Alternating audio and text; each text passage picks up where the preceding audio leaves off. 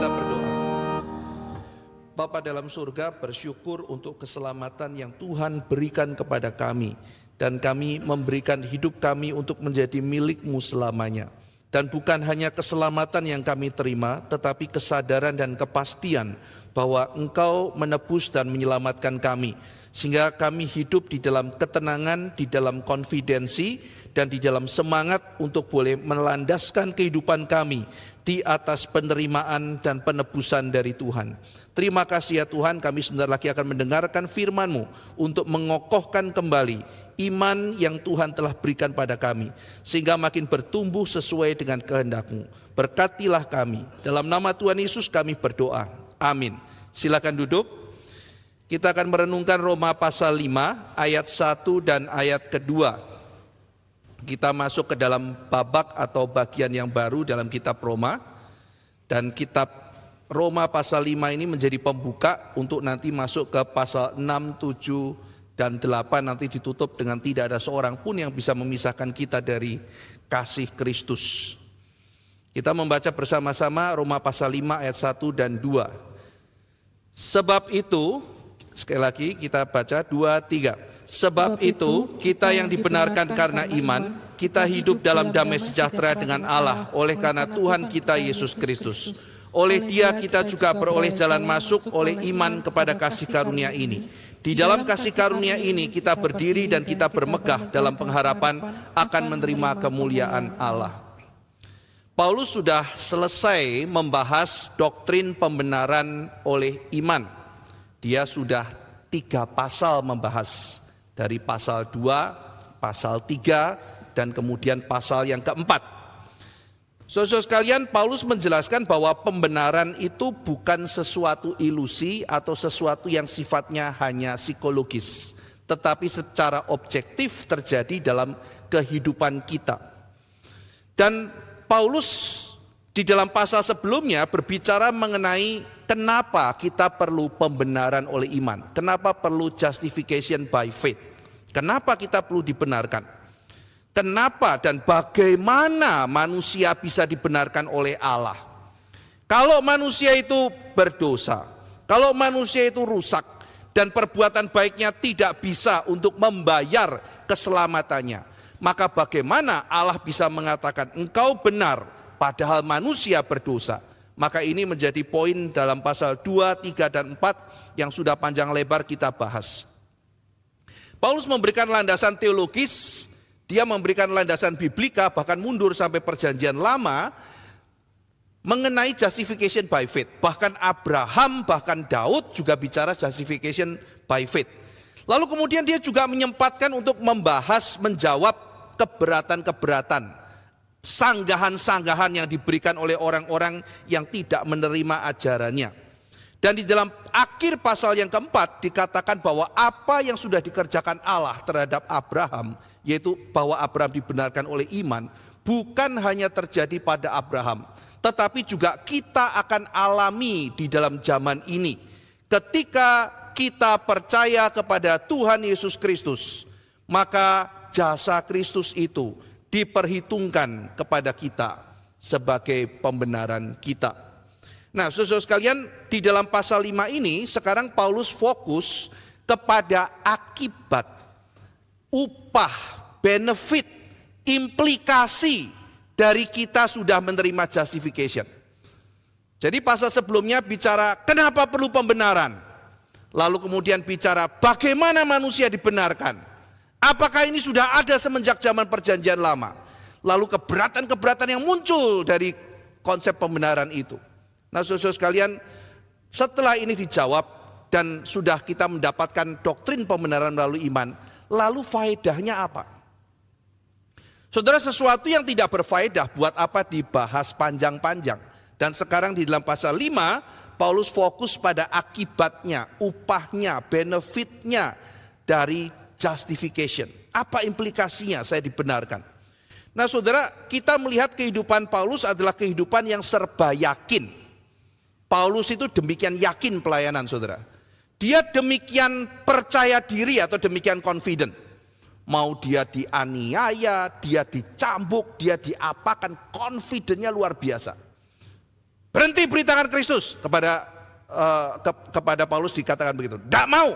Saya tetap akan beritakan Kristus. Demikian confidence, saudara. Tidak ada yang bisa stop dia. Lalu kemudian dia juga begitu bersemangat. Alkitab mencatat dia ditangkap, dilemparin batu, diseret keluar kota seperti orang sudah mati. Setelah sampai keluar kota, Paulus bangun siuman, ternyata hanya pingsan. Lalu kemudian setelah bangun, masuk ke kota itu lagi, saudara. Bukan lari, bukan kabur, masuk kembali ke dalam kota itu. Kita melihat semangat yang luar biasa meskipun tubuh Paulus serba tidak sehat. Meskipun dia melayani dengan berbagai macam penyakit. Dia sulit menulis, saudara, karena kemungkinan tangannya gemetar. Nanti dalam kitab Roma kita melihat ya, lihatlah tulisanku ini besar-besar. Saudara kalau gemetar, nulis huruf A kecil kan susah, saudara ya. Jadi kalau saudara tangan gemetar, tulis huruf A kan bisa tapi agak gede kan. Lihatlah ini tulisanku besar-besar. Ada yang mengatakan, yaitu Paulus itu sakit, membuat tangannya bergetar, sehingga tulisannya besar-besar. Jadi dia dibantu seorang juru tulis, tetapi di satu bagian dia mengatakan, ini ada bagian yang tulisan aku. Selebihnya dia dibantu oleh Timotius atau orang-orang lain yang menuliskan surat bagi dia. Ada dibantu oleh ketika dia menulis surat di Kolose dikatakan, aku dibantu yang untuk menuliskan surat ini. Jadi saudara sekalian, di tengah-tengah serba kesulitan, Paulus itu tidak pernah kehilangan semangat untuk melayani. Tidak pernah kehilangan semangat. Dan di Filipi, di dalam kondisi gereja paling susah, dia berbicara mengenai apa, saudara? Rejoice. Bersukacita. Dianya di penjara, gerejanya diacak-acak orang, dan dia bicara bersukalah dalam Tuhan.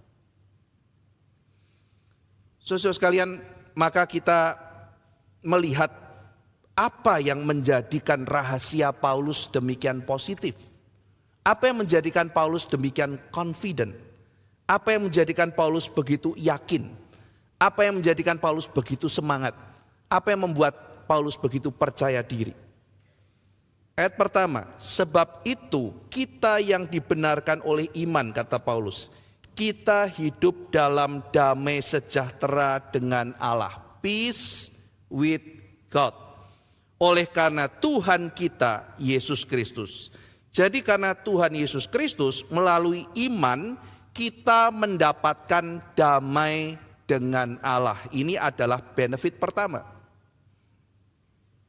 Saudara, pengejaran akan damai itu pengejaran dan obsesi universal manusia. Seluruh manusia mencari kedamaian. Seluruh manusia mencari kebahagiaan. Tidak ada yang menolak itu, saudara. Tetapi setiap manusia mempunyai versi damainya masing-masing. Mempunyai versi damainya masing-masing. Ada orang yang damai ketika mengajak anjingnya jalan-jalan. Ini damainya gampang banget ya, saudara. Pleki sini, diajak jalan-jalan, sudah hatinya tenang gitu. Oh, anjing sekarang bukan Pleki mungkin namanya ya. Siapa namanya? Barbarossa gitu ya, atau keren-keren kan namanya kan gitu ya. Jadi saya pernah punya pembantu itu marah gitu ya. Wah, apa itu? Marah sama adik saya. Kasih nama kucing kok lebih bagus dari namaku katanya gitu.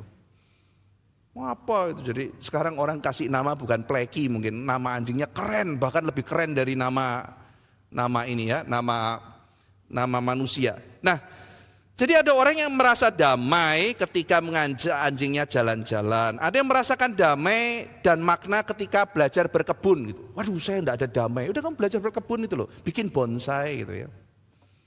Nah, ketika dia bikin bonsai, hatinya damai. Wah, aku sudah merasakan peace gitu. Ada yang bilang, damai itu gak susah kok gitu ya. Kadang-kadang miris ya dengar kalimat itu, Tuhan Yesus turun ke dalam dunia, mati di atas kayu salib, lalu menderita. Paulus keliling-keliling dunia, dicambuk apa segala macam. Damai itu gak susah gitu. Tinggal ajak anjing jalan-jalan, tinggal piara bonsai gitu ya. Ikan mas koi diliatin, damai hatiku gitu ya. Dengar suara kremericik, air gitu ya. Lalu kemudian pasang musik gitu kan ya.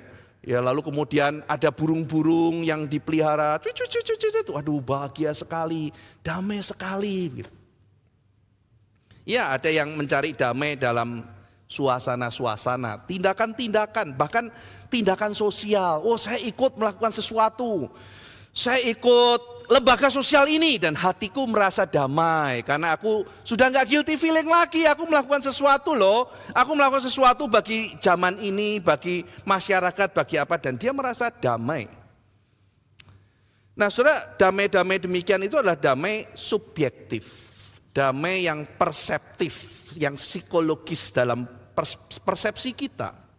Kita merasa lebih baik, kita merasa lebih tenang, kita merasa terbebas dari guilty, kita merasa refresh, itu adalah damai. Iya, memang itu damai, tapi itu damai yang bersifat subjektif, di mana satu orang dengan orang yang lain berbeda.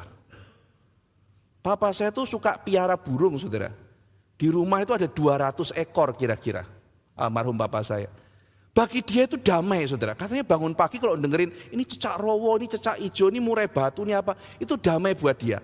Buat mama saya itu perang, saudara. Jadi mama saya memang toleransi besar luar biasa. Almarhum mama saya ketika bangun itu ya, dia selalu cerita sama saya, waduh ini bagusnya kayak apa sih ya. 200 ekor, saudara. Tapi papa saya begitu, wah hidup itu penuh kedamaian gitu. Ya. Jadi damai bagi satu orang mungkin malah petaka buat yang lain gitu. Iya kan?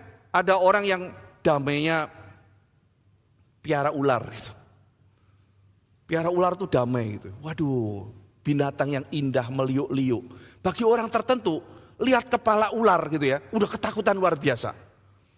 Ya, jadi itu teror, bukan damai gitu. Jadi bagi satu orang damai, buat orang lain belum tentu damai. Itu damai yang subjektif, saudara. Itu damai yang perseptif, yang psikologis dan sebagainya. Nah, saudara sekalian, kita merasa lebih baik ketika kita melakukannya. Tetapi merasa lebih baik belum tentu secara fakta keadaan memang lebih baik. Seorang yang sakit kanker dalam stadium tertentu, saudara, sehingga merasa sakit oleh karena memang ada sesuatu problem dalam tubuhnya dia. Dia merasa tidak tenang, tidak damai, mau kerja apapun sakit kok. Lalu dokter memberikan dia obat untuk meredakan rasa sakit. Sampai tahap tertentu obatnya makin keras, saudara.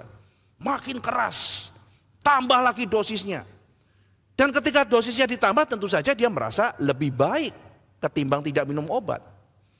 Tetapi fakta bahwa dia merasa lebih tenang dan lebih baik bukan berarti keadaannya itu membaik. Belum tentu, saudara. Cuma dia secara subjektif merasa lebih baik. Nah, jadi bukan damai subjektif semacam itu yang dibahas oleh Paulus. Kamu akan merasa damai buat Tuhan. Wah, saudara membayangkan bangun pagi ada cahaya dari langit, lalu tenang. Ya, semua musuh saudara bertobat, minta maaf. Kalau nggak bertobat, sial, rumahnya kebakar, gitu kan ya. Mobilnya kempes, dipecat, saudara berharap begitu kan? Ya, terus gak ada seorang pun yang memusuhi kita. Oh, kita mau bangun gereja, ditentang, didemo, orangnya mati gitu ya. Sakit jantung atau masuk rumah sakit, kalau gak kita sembuhin, doain gak sembuh. Kita maunya kayak begitu, baru damai gitu kan. Tapi bukan itu yang dimaksud oleh Paulus, saudara. Bukan demikian. Nah, jadi kalau kita perhatikan, Paulus memakai kata peace with God, bukan peace of God, bukan peace from God. Nanti itu kita bedakan. Dalam Filipi peace of God, tapi di sini peace with God. Jadi damai dari Tuhan, itu damai yang diberikan Tuhan. Tetapi di sini bukan pakai peace of God atau peace from God, tetapi peace with God. Artinya apa, saudara? Lagi damai, enggak berantem sama Tuhan. Jadi Roma pasal 5 ayat 1, hasil pembenaran pertama-tama kita damai karena kita tidak lagi jadi musuh Allah. Dan itu objectively, bukan subjektif. Saudara bisa enggak merasakannya, tetapi orang yang dibenarkan oleh Allah, dia tidak lagi dimusuhi oleh Allah. Kita bisa aja, saudara, sensi. Tuhan kok jahat sama aku, padahal Tuhan gak jahat. Aku sudah mengampuni kamu kok. Iya, aku bukan anakmu. Siapa bilang lu anakku gitu. Kita bisa merasa orang tua kita gak sayang kita. Tapi tidak berarti orang tua tidak sedang musuhan sama kita. Mungkin orang tua sedang sayang, kita tidak merasa. Nah, yang dimaksud oleh Paulus, begitu engkau dibenarkan, maka Tuhan tidak lagi bermusuhan dengan engkau. Dan itu objektif. Nah, nanti kasihannya adalah orang yang sudah dibenarkan tapi tidak merasa damai dengan Tuhan. Itu yang paling kasihan. Ya, nanti kita akan masuk ke sana. Jadi saudara, peace with God. Dan kalau kita bisa memahami peace with God, dari situlah mengalir peace from God. Jadi peace of God atau peace from God, damai dari Tuhan yang asli, hanya dimiliki ketika orang itu berdamai dengan Tuhan. Setelah dia damai dengan Tuhan, Tuhan mengalirkan damainya kepada orang itu. Nah, saudara-saudara sekalian, maka Paulus sedang mengingatkan bahwa sumber utama permasalahan manusia yang sering mau dihindari adalah permusuhannya terhadap Tuhan. Itu sudah dibahas dari Roma pasal 1 ayat 18, murka Allah nyata dari surga. Itu sebabnya pasal 5 ini memberitahukan Allah tidak lagi memusuhi engkau. Engkau tidak lagi sedang diancam murka Allah. Itu sebabnya anak-anak Tuhan tidak istilahnya diubah, tidak lagi dihukum oleh Tuhan, tetapi didisiplin oleh Tuhan. Nah, ini dua istilah yang berbeda, saudara. Kalau orang bukan anak Tuhan, dia dihukum karena dia ada di bawah hukuman. Tetapi anak Tuhan didisiplin oleh Tuhan. Disiplin tujuannya bukan sekedar bikin kapok. Disiplin tujuannya adalah mengembalikan dia kepada rencana yang asli. Peace with God. Nah, saudara sekalian, jadi manusia bermusuhan dengan Tuhan, manusia memberontak melawan Tuhan dan merasa baik-baik saja. Enggak tuh, gue gak berontak lawan Tuhan tuh. Gue oke-oke aja kok. Oke, sekarang kita pergi ke gereja, kita dengar, saya enggak. I'm believe in God, but I'm not a religious man. Ya, I believe in God, tapi bukan God yang semacam itu. Nah, lu sedang berontak terhadap Tuhan yang asli. Oh enggak, saya tidak memberontak. Itu definisimu. Ya, Tuhan mengatakan engkau sedang menekan kebenaran, engkau sedang menggantikan kebenaran itu dengan dusta. Ya. Kita datang bilang, hari Rabu libur. Oh sorry, gua nggak percaya ada hari libur. Gua percaya ada hari libur, tapi gua nggak percaya Rabu hari libur. Gua ngomongin ke lu, hari Rabu tuh libur. Sorry ya, itu iman lu. Gua nggak percaya ada hari libur di hari Rabu. Gua percaya ada hari libur, tapi itu bukan hari Rabu. Jadi sebetulnya orang ini mau mengatakan bahwa apa yang saya sampaikan itu sesuatu berita yang bohong. Berarti gua bohong dong. Oh, lu belum tentu bohong. Cuma gua nggak mau percaya. Sekarang gua kasih tahu kamu. Itu kamu, aku enggak. Aku percaya ada hari libur, tapi bukan hari Rabu. Loh, gue bilangin benar-benar hari Rabu itu libur, lu gak usah masuk kantor. Wah, itu pendapatmu. Lah, gue yang punya kantor. Wah, itu pendapatmu. Lu mentang-mentang punya kantor, lu boleh tentuin sendiri. Ya boleh dong. Wah, itu pendapatmu. Menurut aku gak boleh. Loh, jadi membingungkan. Saya pemilik kantor, saya bilang hari Rabu libur. Nah, itu pendapat Anda. Bapak boleh punya pendapat. Saya percaya ada hari libur, tapi tidak tentu hari Rabu. Dan bukan you yang putuskan. Lu kenapa bukan saya putuskan? Ya setiap orang berhak memutuskan. Lu gila ya, saya bosnya lo gitu. Saya bosnya, saya putuskan hari Rabu libur. Menurut Bapak, ya silakan Anda percaya sendiri. Lu kamu lawan saya. Oh tidak. Ini orang ngapain nih saudara, saya juga bingung gitu kan ya. Ini bosnya yang punya perusahaan, bilang hari Rabu libur, lu gak usah masuk. Dia bilang saya percaya ada hari libur, tapi tidak tentu hari Rabu. Loh, saya bilang loh, lu yang bilang boleh. Saya bosnya. Ya, lu boleh ngaku bos. Terserah lu, tapi saya tidak tentu percaya hari Rabu itu hari libur. Sekarang Tuhan pencipta langit dan bumi mengatakan, saya mencipta kamu. Sekarang kamu kalau tidak percaya sama saya, kamu menentang saya. Oh enggak, saya enggak menentang kamu. Loh, ini apa-apaan itu? Ya saya percaya ada Tuhan di sana. Iya, saya Tuhannya. Ya belum tentu kamu. Jadi saudara sekalian, manusia sedang memberontak melawan Tuhan, tetapi manusia menyangkalinya. Saudara pernah gak ketemu orang nyebelin, sudah salah tapi gak ngaku salah, ngeyel. Ya, ngeyel, jadi apa terus orang ngeyel itu apa ulet gitu ya, ulet membela bahwa dia tidak salah. Bahkan dia bisa putar kita yang salah. Bisa putar kita yang salah. Misalnya nih ya, misalnya saya pernah bela satu orang guru itu di sebuah sekolah ya di daerah Jakarta Utara, ada guru umur 60 tahun saudara. Guru itu nangkep murid lagi nyontek. Murid itu dipanggil lalu kemudian ditaruh di kantor guru, dimarahin sama gurunya. Muridnya balas marah balik sama gurunya, umur 60 tahun. Dibentak-bentak. Wah saya panas saudara. Ini umur 60 tahun, waktu itu saya masih umur sekitar 20-an tahun. Nah ini kan oma kan. Masa umur belasan tahun bentak oma umur 60 tahun. Saya panas, saya datengin murid itu kan itu. Kamu ya itu orang tua kamu bentak-bentak begitu. Bapak gak tahu ya, gak beres orang ini. Loh, kok gak beres orang ini, itu guru umur 60 tahun. Saya pun gak pernah berani seperti itu.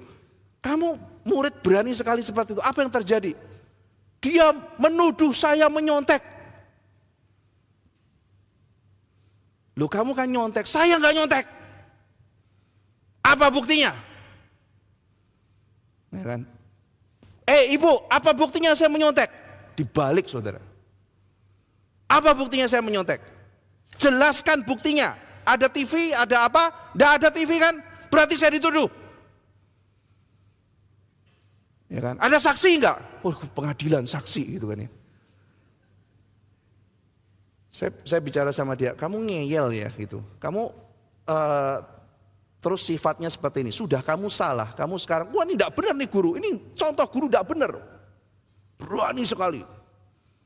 Saya tanya, Bu, dia nyontek apa sih Bu? Itu Pak Ivan, dia pakai SMS, zaman itu kan SMS. Dia kutak-katik SMS sama temennya dia. Saya nggak bisa buka HP Pak Ivan. Oke, saya yang buka sini handphone kamu gitu.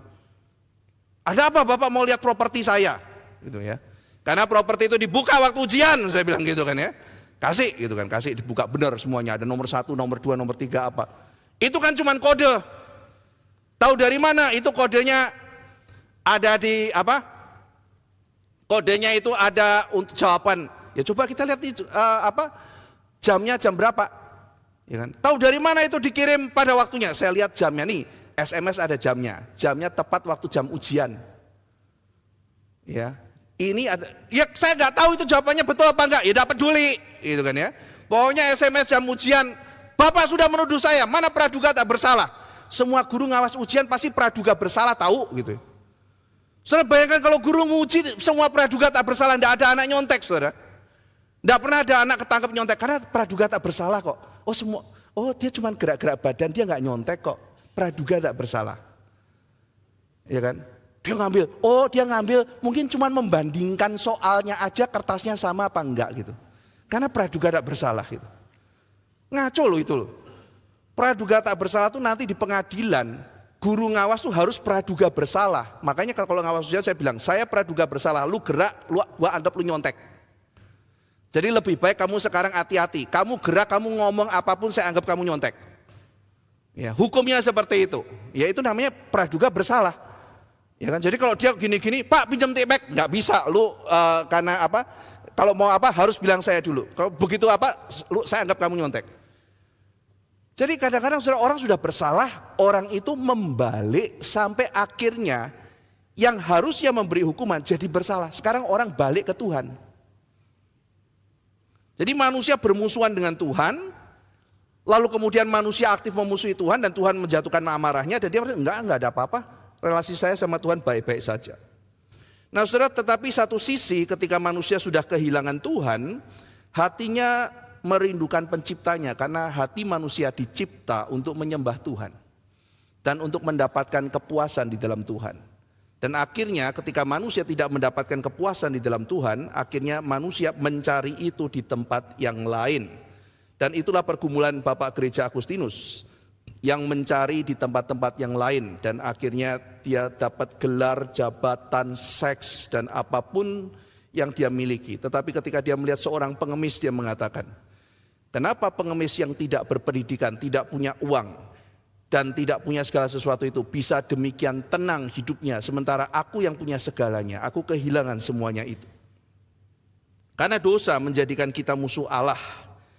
Dan para musuh Allah meskipun secara aktif terlihat kuat, sedang menanti kebinasaan. Mereka akan menerima murka dari Allah. Maka Paulus bukan mengajarkan untuk mencari kelepasan psikologis sementara, tetapi dari kesesakan yang pasti, sehingga dengan demikian melalui pembenaran oleh iman ada kepastian luput dari dosa dan penghakiman. Itu adalah damai yang sejati. Jadi damai yang dibicarakan Paulus, damai dengan Tuhan, itu bukan sesuatu yang subjektif ataupun persepsi, tetapi yang objektif. Yang harus diubah bukan cuma perasaan, tapi relasi antara Tuhan dengan manusia, itu yang harus diubah. Saudara, kalau misalnya manusia teralienasi dari Tuhan, maka manusia hidup di bawah bayang-bayang penghakiman, maka manusia satu-satunya cara berdamai adalah kalau dia hubungannya dipulihkan dengan Tuhan. Kalau relasinya pulih dengan Tuhan, maka dia bisa mengalami kedamaian secara subjektif. Baru dia bisa mengalami itu. Sehingga perdamaian adalah hasil dari pembenaran. Saudara kalau punya relasi sama teman rusak, ya enggak bisa damai. Susah untuk damai kalau relasi dengan teman rusak. Kalau relasi dengan saudara rusak, susah untuk damai. Relasi dengan orang tua rusak, susah damai. Relasi dengan pasangan rusak, susah untuk damai. Saya masih ingat ya ketika saya musuhan sama teman di sekolah gitu. Saya mau masuk tuh, aduh sekelas lagi. Rasanya kok nggak enak gitu ya. Datang, lihat dia lihat saya, lagi ada masalah. Perasaannya tuh nggak tenang gitu. Saya mikir-mikir gitu ya. Waduh, saya datang ke sekolah, perasaannya nggak tenang. Tapi saya juga mikir, kayaknya yang mikir kayak gini bukan cuma saya deh. Orang itu juga karena ada saya juga perasaannya nggak tenang. Saya rasa nggak enak ini bawaannya jadi nggak mau masuk sekolah. Tapi mungkin dia ngelihat saya juga malas masuk sekolah. Kalau gitu saya bikin dia aja deh yang nggak usah masuk sekolah gitu. Kenapa saya yang harus nggak masuk sekolah? Dia juga ketemu saya nggak enak, gua panas-panasin aja biar makin nggak enak gitu. Akhirnya saya datang gitu ya. Bikin, pokoknya saya nggak enak, dia juga nggak enak gitu kan ya. Aku pengen nggak masuk sekolah, kalau bisa dia yang nggak usah masuk sekolah gitu. Saya cuek aja gitu ya. Lama-lama tetap perasaan nggak enak gitu. Akhirnya yang terjadi, saya sama dia sama-sama tidak enak. Sampai suatu ketika damai. Nah setelah damai apa yang terjadi saudara? Akhirnya duduk di sekolah sama-sama tenang. Tenang karena apa? Karena relasinya dipulihkan. Nah kita juga demikian saudara. Ketika relasi dengan sesama kita rusak, kita bisa membayangkan kita relasinya rusak maka perasaan damai itu hilang. Maka dengan demikian perlu yang namanya rekonsiliasi. Sehingga damai muncul karena ada rekonsiliasi. Yang bertikai itu dipersatukan. Maka peace of mind itu mengalir dari peace with God. Terjadi rekonsiliasi, maka kemudian terjadi ketenangan batin. Maka dasar dari damai adalah relasi yang benar. Dasar dari perdamaian adalah relasi yang benar. Nah melalui justification by faith, manusia bisa merasa damai dan istirahat dalam Tuhan. Tidak perlu lagi diganggu oleh dosa masa lalu yang mencengkeram. Tidak perlu. Kenapa? Karena dia sudah diperdamaikan dengan Tuhan. Maka tuduhan-tuduhan dari masa lalu tidak lagi punya kuasa untuk mencengkeram hidupnya. Dalam justification atau pembenaran, secara objektif manusia diperdamaikan dengan Tuhan. Tapi secara subjektif, belum tentu manusia merasakan. Sekali lagi saudara ya. Ketika Tuhan Yesus memperdamaikan kita dengan Bapa, maka di situ secara objektif Tuhan tidak lagi menjatuhkan atau menimpakan murka pada kita. Tapi sayangnya tidak otomatis, secara langsung, secara subjektif kita menyadari dalam kepenuhan hal itu. Nah, ini yang sayang. Sayang kalau kita sudah diperdamaikan tapi belum bisa merasakan damai yang dihasilkan dari pembenaran itu. Karena itu sesuatu yang Tuhan berikan kepada kita sebagai upah, benefit dari justification. Saudara, Tuhan memberikan damai yang sejati, sementara iblis membuat damai yang palsu. Dia menanamkan iman yang palsu, karena iman yang palsu nanti menghasilkan damai yang palsu. Iman bukan pada Tuhan, mungkin iman pada diri kita sendiri, iman pada iman itu sendiri. Misalnya ya diajarkan, oh kalau kamu percaya kepada Tuhan tidak akan ada perang. Nah, itu kan iman palsu. Iman palsu menghasilkan damai yang palsu, karena imannya palsu. Oh kalau kamu percaya Tuhan semuanya lancar, iman palsu menghasilkan damai yang palsu. Sehingga dengan demikian orang dijanjikan sesuatu yang bukan janji Tuhan.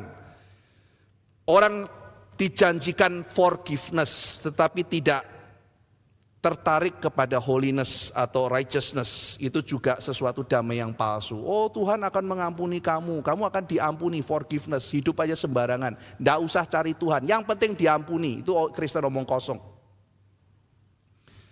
Ya, yang penting diampuni, yang penting kamu akan dicintai. Kita sudah membahas dalam surat Yohanes.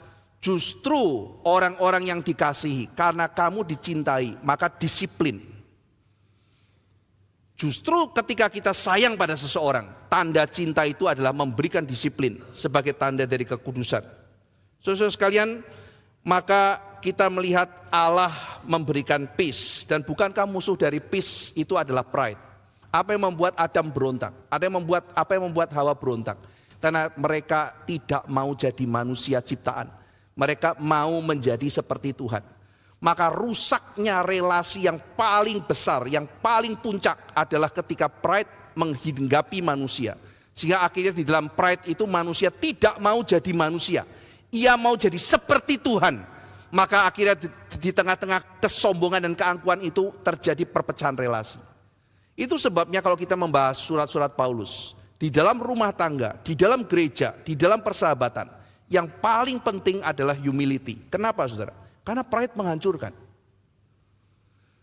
Yang menghancurkan relasi itu, saudara kalau dengar ya, misalnya ya, Pak Ivan, aku tuh ya ketemu pasanganku tuh kalau dikasih tahu tidak pernah mau dengar. Itu apa saudara? Itu kan pride kan? Iya kan? Itu pride saudara. Itulah yang menghancurkan relasi. Aku kalau dimarahi selalu dimarahi balik. Itu apa itu? Itu pride. Tidak pernah mau dengar masukan orang. Tidak pernah mau dengar nasihat. Tidak pernah mau dengar teguran Tuhan. Iya kan? Itu adalah tanda daripada pride. Dan di mana ada pride, di situ ada kerusakan relasi. Ya. Seringkali kalau kita melihat permasalahan-permasalahan itu demikian simple. Yang susah itu adalah kerendahan hatinya. Masa sih orang pintar-pintar tidak tahu masalahnya apa? Ya kan, saudara kalau misalnya ada permasalahan rumah tangga yang kompleks, tanya sama anak SMP ya, mama papa masalahnya apa? Dia bisa jawab kok saudara. Masa mama papanya nggak bisa jawab? Mungkin S1, mungkin S2. Anak SMP bisa jawab, mama begini, papa begini. Dan itu betul. Tapi kenapa mama papanya nggak bisa melihat masalahnya? Ya karena pride. Jadi kalau kita melihat musuh daripada peace itu adalah pride. Tetapi kita melihat saudara, Kristus sendiri menjadi teladan. Bagaimana untuk menebus dia merendahkan dirinya sampai mati di atas kayu salib. Oleh karena itu dibandingkan dengan kerendahan hati Kristus, kerendahan hati kita tidak ada apa-apanya. Maka dengan humility juga kita menerima anugerah keselamatan Kristus itu. Jadi melalui humility of Christ kita diselamatkan. Kita juga meniru humility of Christ. Maka dengan demikian melalui iman itu kita mendapatkan rekonsiliasi. Demikian kita yang hidup mengikuti Kristus. Kita juga perlu humility. Kenapa saudara? Karena itu menghasilkan peace. Saudara sekalian, kalau kita hidup mengikuti pride, maka kita seperti menyembah berhala. Menyembah diri kita sendiri. menyembah ide-ide kita. Misalnya dalam Yakobus pasal 4, saya pengen begini, saya pengen begitu. Nafsu kita sudah menjadi Tuhan. Suatu hari ada satu orang yang nabung luar biasa, saudara. Dia kepengen satu mobil mewah. Tetapi dia juga bukan orang yang terlalu kaya. Penghasilannya lumayan, tapi bukan orang kaya. Dan dia mau menabung supaya bisa dapat satu mobil mewah. Dan dengan mobil mewah itu kalau dia main pergi sama teman-temannya, dia tidak malu lagi. Karena mobilnya terlalu standar untuk profesinya dia, kata dia. Maka dia nabung, sampai suatu hari, saudara. Sampai suatu hari anaknya sakit, masuk rumah sakit. Jadi itu sebetulnya dia sudah kira-kira berapa bulan lagi sudah bisa kebeli mobil itu. Tapi karena anaknya masuk rumah sakit dan biayanya cukup besar, saya ada di situ. Mendengar bapak itu marah sama anaknya. Saudara tahu marahnya apa? Kenapa kamu sakit? Saya dalam hati sakit ya, nggak tahu lah virus atau bakteri atau apa. Dia juga nggak mau sakit. Kenapa mau sakit? Kenapa sampai masuk rumah sakit? Pak, kan bukan salah aku. Ya kamu nggak jaga kesehatan. Kenapa sakitnya harus masuk rumah sakit? Kenapa sakitnya mahal? Itu kan pertanyaan yang bodoh ya untuk dijawab gitu. Kenapa kamu sakit? Ya gimana orang bisa menjawab pertanyaan yang absurd, yang nggak jelas gimana. Orang sakit kan dari mana? Virusnya dari mana tahu. Saudara kalau kena flu bisa tuduh gara-gara kamu. Susah loh saudara. Gara-gara kamu, padahal kita di kantor ketemu 5 orang, terus di rumah ketemu istri, terus gara-gara kamu. Mungkin dari 5 orang itu juga bisa. Kita susah untuk ngetrace bukan? Kalau sakit itu virusnya dari mana? Nah tapi kenapa bapak ini marah? Karena dia kepengen beli mobil. Karena dia pengen beli mobil, anaknya enggak boleh sakit. Saya kasih saran, Pak, tahun depan juga mungkin kebeli. Sudahlah anak sakit diterima.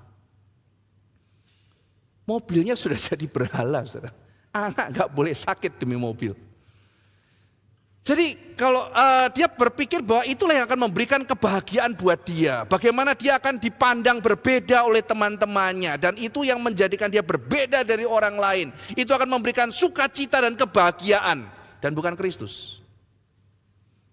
Saudara sekalian, di mana ada berhala, di situ ada yang dikorbankan.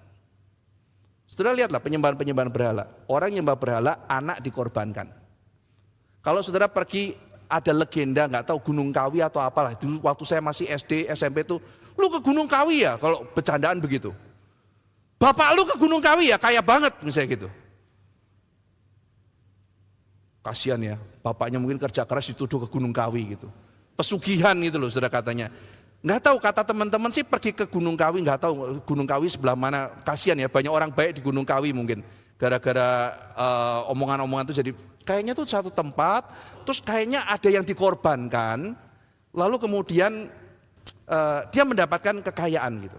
Jadi kalau teman bilang, oh itu tuh pasti Gunung Kawi tuh, anaknya mati tuh, tapi dia kaya gitu. Ya kan orang mati kan macam-macam ya penyebabnya ya. Selalu kalau ada orang kaya terus ada sial pasti Gunung Kawi, kasihan juga Gunung Kawi dijadiin semua penyebab semua permasalahan umat manusia gitu kan ya. Tapi memang ada fakta itu saudara. Itu menunjukkan bahwa seseorang yang menyembah berhala maka dia makan korban. Satu cerita klasik mengenai Dr. Faust yang menyembah iblis Mephistopheles ya. Ketika dia mendapatkan keuntungan, maka dia harus membayar dengan nyawanya. Dia mengidamkan punya satu orang gadis. Dan akhirnya dia harus membayar itu dengan nyawanya. Makan korban saudara. Jadi penyembahan berhala itu selalu ada yang dikorbankan. Maka pride juga sebagai menyembah diri sebagai berhala. Maka akan ada korban, penyembahan berhala makan korban. Jadi kalau saudara menyembah sesuatu bukan Tuhan, saudara mengidamkan sesuatu lebih dari mengidamkan Tuhan, meskipun itu terlihat menyenangkan, berhala akan menuntut engkau menderita atau orang-orang di sekitarmu menderita karena berhala itu. Jadi kalau saudara tidak mau mengikut Tuhan dan terus menyembah berhala, cepat atau lambat Anda yang senang akan diubah menjadi menderita. Dan bukan cuma Anda. Orang di sekitar Anda akan menderita karena berhala selalu makan korban. Jadi dosa tidak pernah selalu individu ya, kita udah pernah membahas itu. Saya punya teman kos, dia bilang, gua rusak Van gitu, teman kos itu. Tapi gua rusak sendiri. Gua nggak pernah rusak orang lain, gua nggak mau rusak lu gitu. Gua nggak pernah ajak yang lain, gua kalau rusak ajak orang yang udah rusak. Ya, jadi teman kos saya tuh kelihatannya suka main perempuan atau apa gitu ya. Dan gua kalau rusak nggak pernah mau ajak lu, gua rusak selalu ajak yang sudah rusak gitu. Tapi sebentar kemudian saya dengar koko teman kos saya ini katanya mau menikah, saudara. Saya iseng tanya, pasangan tahu nggak koko suka rusak? Ya enggak lah, gitu ya. Masa dikasih tahu, gitu kan ya? Wah, saya dalam hati pikir, dia udah menikah, tahu hidupnya kayak begini, gitu kan ya. Terus nanti saya kalau dikembangin, kalau iseng masih ketemu ya, misalnya saya akan nanya, anakmu tahu nggak? Gitu. Ya enggak lah, ngapain anak tahu? Tapi saudara-saudara sekalian, bukankah dosa pribadinya dia cepat atau lambat akan makan korban? Paling tidak perasaan istrinya, paling tidak perasaan anak-anaknya. Ini kan hidupku sendiri. Ini kan aku rusak sendiri. Ya biar aku rusak sendiri. Ya coba ngomong sama pasanganmu. Ya, aku rusak sendiri, gak ngerusak kamu. Gimana bisa begitu? Mau menikah, gaya hidup kamu seperti itu.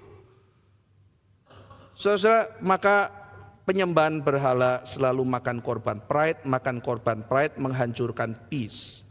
Sedangkan Kristus melakukan pembenaran dengan berkorban. Dia bukan mengkorbankan orang lain, tetapi dia berkorban dan dia mengampuni.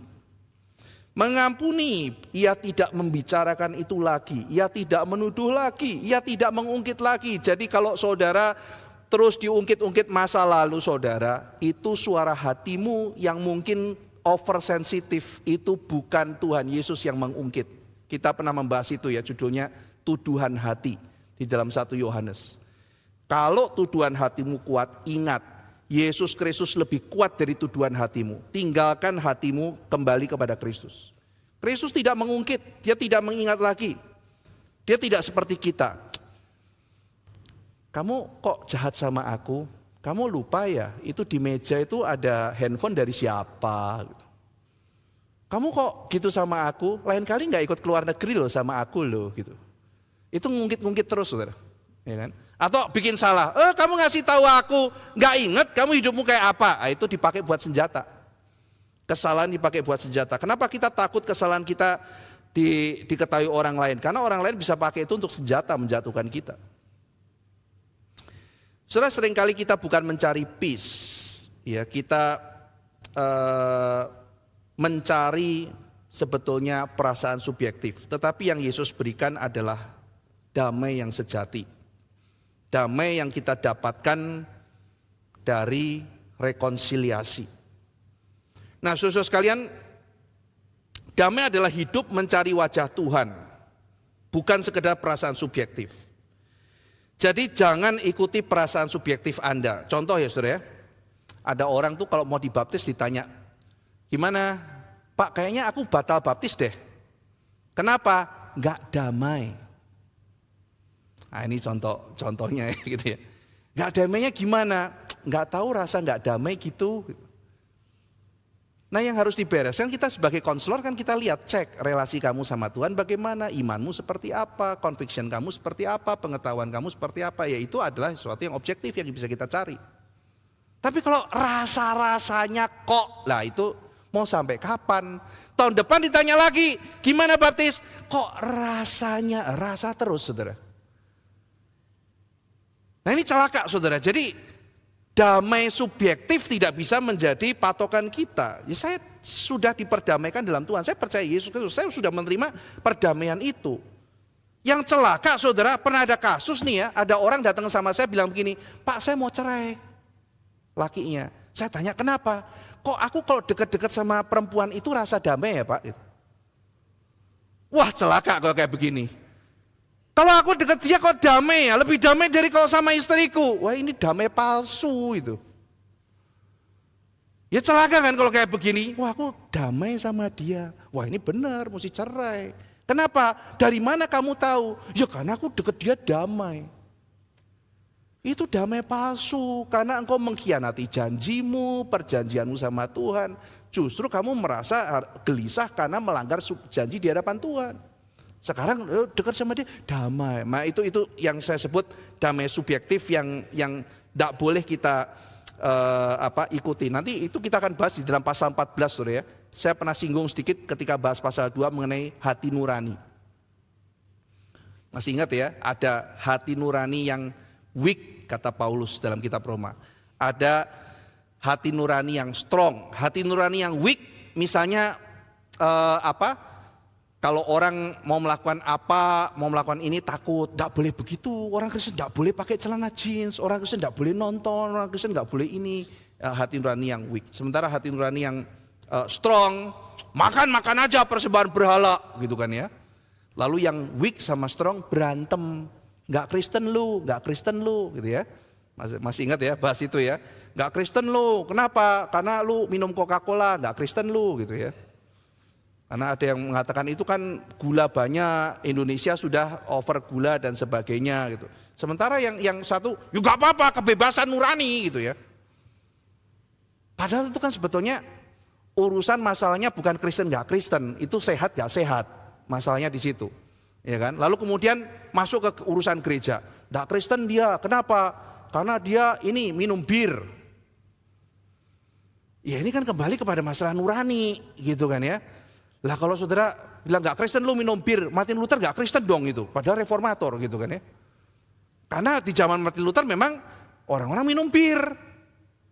Ya kan, saya waktu itu dituangkan anggur, jangan gitu. Loh kenapa gitu? Saya lupa Bapak pendeta gitu. Loh kenapa? Pendeta gak boleh minum anggur. Dia ini sendiri, dia punya nurani sendiri, pendeta gak pantas minum anggur. Saya bilang, gak apa-apa, sedikit gak apa-apa. Karena saya setiap tahun berapa kali selalu ajakin jemaat-jemaat saya untuk minum anggur. Masa Pak? Gitu. Iya. Nggak percaya? Bapak ngajakin orang minum anggur? Iya. Loh kok bisa Pak? Perjamuan kudus. Iya kan? Kita semuanya mengingat kematian Tuhan dengan roti dan anggur. Jadi selama itu bukan sesuatu yang memabukkan ya why not gitu ya. Jadi tapi ada orang yang tidak bisa terima secara nurani. Nah itu nanti pasal 14 dan 15 itu salah satu sumber perpecahan gereja, itu salah satunya sumbernya dari keberatan hati nurani. Ya. Nah saudara, ini adalah damai dengan Tuhan. Lalu yang kedua saudara, ayat kedua, oleh dia kita juga beroleh jalan masuk oleh iman kepada kasih karunia ini. Jadi yang kedua memperoleh kasih karunia. Dalam kasih karunia kita berdiri dan bermegah dalam pengharapan akan menerima kemuliaan Allah. Jadi ayat yang kedua, melalui pembenaran itu kita dibawa masuk ke kasih karunia. Kita menerima kasih karunia. Jadi kalau saudara membaca beberapa terjemahan bahasa Inggris, beroleh jalan masuk itu beroleh akses ya. Yang kedua, kita bukan hanya menerima perdamaian, tapi kita juga melalui Kristus kita dapat akses kepada kasih karunia. Kita dapat akses kepada hadirat Allah. Jadi idenya saudara, kita tuh tidak pantas, tetapi melalui justification, pembenaran, Kristus menggandeng kita, lalu kita diajak masuk ke dalam hadirat Allah. Kita yang sudah didamaikan diajak masuk, digandeng sama Yesus, masuk ke dalam hadirat Allah. Tadinya tidak boleh sembarangan kita datang pada Tuhan, karena kita musuh Allah. Tapi melalui pembenaran, Yesus membawa, menyambut, dan memberikan introduksi saudara. Jadi ide akses itu, akses kepada anugerah. Yesus bilang, Bapak ini loh tadinya yang kamu murkai, tapi sekarang dia beriman. Melalui apa yang sudah aku kerjakan, aku menyelamatkan dia. Dan dia sudah dibayar lunas. Sekarang dia adalah anakmu. Jadi Yesus memperkenalkan kita di hadapan Tuhan. Akses kepada anugerah. Nah saudara, jadi dari pintu luar sampai ke tahta Allah digandeng, diajak. Itu apa saudara? Ini loh pelayanan asyir. Jadi saudara yang ngelayanin asyir itu loh, ya kan? Idenya asyir itu apa? Yesus asyir pertama. Jadi setelah justification, dia memberikan perdamaian, Yesus membawa kita, memberikan, dialah akses masuknya. Dia gandeng kita masuk ke ruang kebaktian di dalam tahta Allah. Nih loh tempatmu di sini. Bapak ini anak yang sudah kau miliki karena aku sudah menebusnya.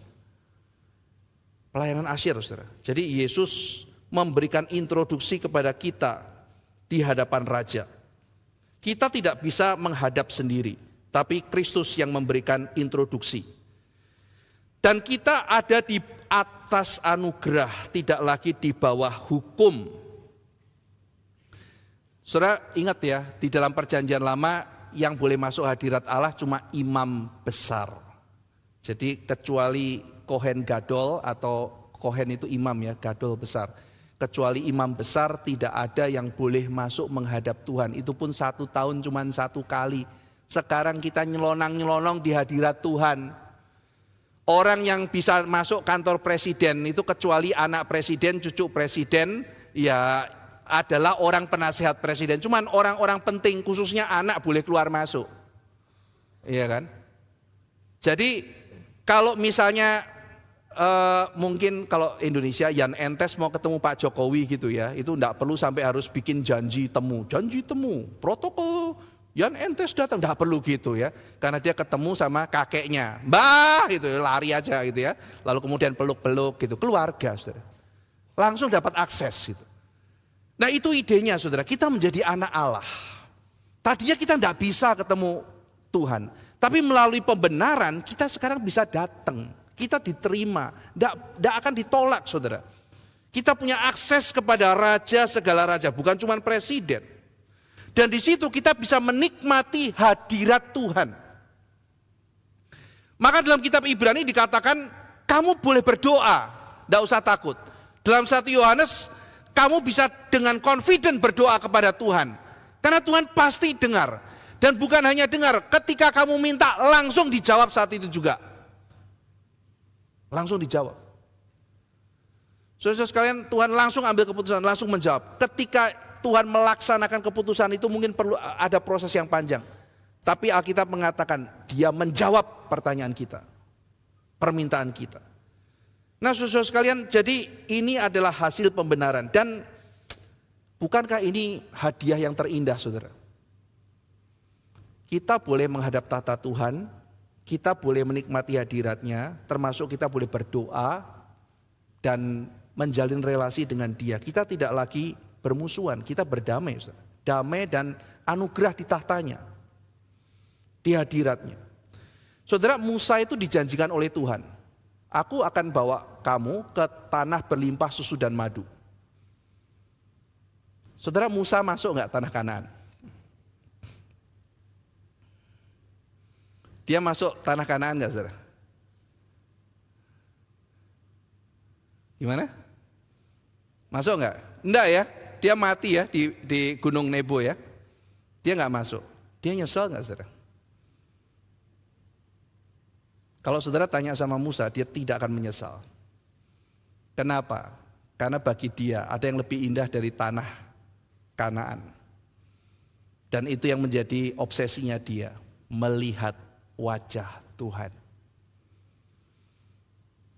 Saudara masih ingat ya dalam Keluaran pasal 30 sampai 33, doa Musa yang paling puncak, perlihatkanlah wajahmu padaku. Kalau dia berkata, buat apa aku ke tanah Kanaan kalau aku tidak berelasi denganmu? Lebih baik aku mati di sini saja daripada aku tidak berelasi denganmu.